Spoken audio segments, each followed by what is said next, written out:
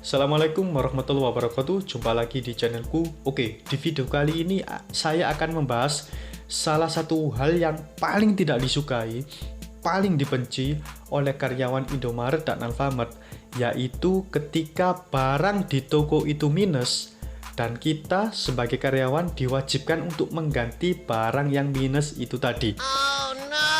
Saya yakin teman-teman yang saat ini kerja di Indomaret, di Alfamart, atau teman-teman yang saat ini ingin melamar menjadi karyawan Indomaret dan Alfamart, salah satu yang akan dipertimbangkan adalah resiko mengganti barang yang minus itu tadi.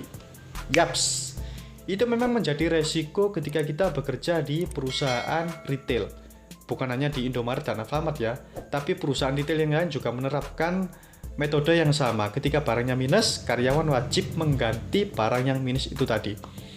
Lah, kenapa sih barang itu kok minus? Nah, tentu pertama kali yang terbenak di pikiran kita ketika barang itu minus adalah barang itu hilang. Nah, ketika berbicara barang hilang, tentu yang ada di asumsi kita pasti barang itu hilang karena dicuri. Dicuri siapa? Ya, dicuri siapa saja. Bisa pencuri dari luar, bisa pencuri dari dalam. Ya, pencuri dari luar itu yang memang datang ke toko, itu memang niatnya untuk melakukan pencurian. Sindikat gitu kan ya. Sedangkan kalau pencurian yang internal itu ya karyawan toko. Ya, karyawan toko yang usil ngambil barang, tengok kanan kiri nggak ada temennya, ambil barang. Nah, itu juga bisa menyebabkan barang itu minus ya. Jadi yang namanya maling itu bukan hanya orang luar, orang dalam juga bisa jadi maling gitu kan ya. Kemudian faktor berikutnya yang membuat barang itu minus adalah karena kesalahan administrasi. Nah, gimana itu Bang kesalahan administrasi? Jadi ketika ada kiriman barang datang ke toko, itu kita akan disodorkan yang namanya faktur. Lah, faktur ini data barang yang dikirim ke toko kita. Nah, selain faktur juga ada barangnya dong, barang yang dikirim dong. Nah, gunanya faktur ini untuk mengecek apakah barang yang dikirim ini sama stoknya sama yang difaktur. Misalkan di faktur ini barang yang dikirim itu 2 dos, tapi yang datang cuma 1 dos. Nah, itu kan minus. Kalau personil toko, karyawannya itu mengecek, ya ketahuan. Nah, akhirnya karena kurang 1 dos ya retur kirim gitu kan ya. Tapi kalau karyawannya tidak teliti, asal percaya saja sama petugas pengirimannya, ya udah nggak usah dicek. Oh, ini datang 2 dos, oke, dicentang, kemudian diproses di komputer. Nah, diproses di komputer ini tentu stoknya akan bertambah sesuai dengan jumlah yang ada di faktur itu. Sedangkan kalau kirimannya kurang, ya kita nggak tahu kan. Akhirnya barang itu secara fisik tidak sama dengan stok di komputer. Stok di komputer bertambah misalkan 2, sedangkan yang datang itu cuma 1. Karena karyawan tidak mengecek, ya nggak tahu. Akhirnya barangnya minus dong. Minus. Ya. Jadi minus itu bukan hanya karena barang itu dicuri, tapi juga kesalahan administrasi. Ya, makanya teman-teman harus teliti ketika barang itu datang, barang kiriman datang, teman-teman harus benar-benar mengecek apakah barang yang datang itu sesuai jumlahnya sama yang ada di faktur. Nah, jadi itu faktor kedua yang membuat barang itu minus. Kemudian faktor ketiga itu adalah faktor yang tidak diduga-duga. Wah, faktor tidak diduga-duga. Apa itu, Bang? Ya, misalkan barang itu dimakan tikus. Nah, tiba-tiba hilang, kita kan nggak tahu kan ya.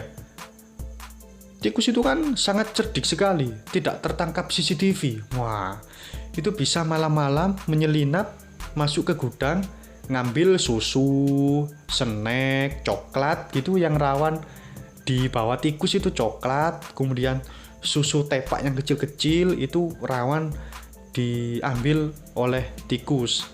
Nah, sehingga barang itu berkurang. Ya, pencurinya bukan sindikat, tidak juga terjadi kesalahan administrasi, tapi dimakan tikus, tiba-tiba digigit kemudian dibawa ke sarangnya, itu nggak tahu kan ya, jumlahnya berkurang. Nah, itu bisa juga membuat barang minus. Jadi faktor di luar apa ya? Faktor tidak terduga gitu loh. Jadi barang itu minus karena dimakan oleh tikus, oleh hewan-hewan gitu kan ya.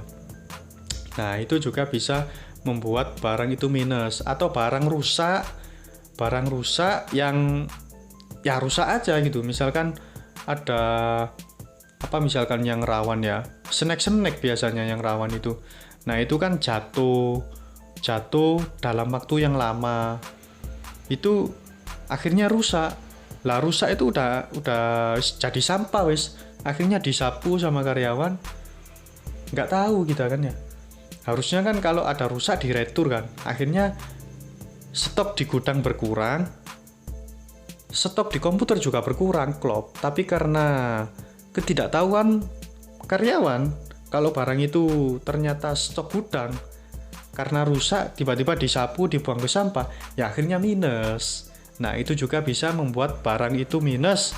Dan kita lagi-lagi sebagai karyawan diwajibkan untuk mengganti barang yang minus itu tadi.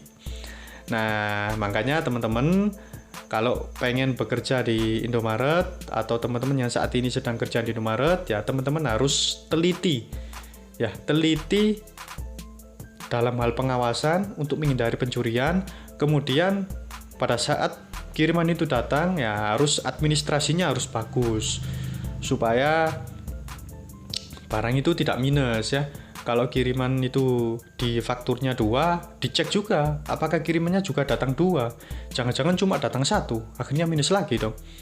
Nah, kemudian untuk menghindari hewan-hewan yang kayak tikus itu tadi ya gimana ya? Kalau tikus itu faktor di luar dugaan itu ya.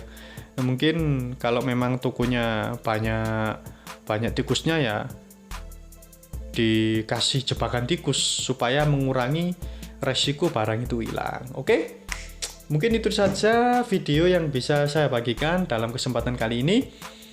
Semoga bermanfaat, tetap semangat bekerja, semoga cita-cita kalian tercapai. Oke, terima kasih. Wassalamualaikum warahmatullahi wabarakatuh.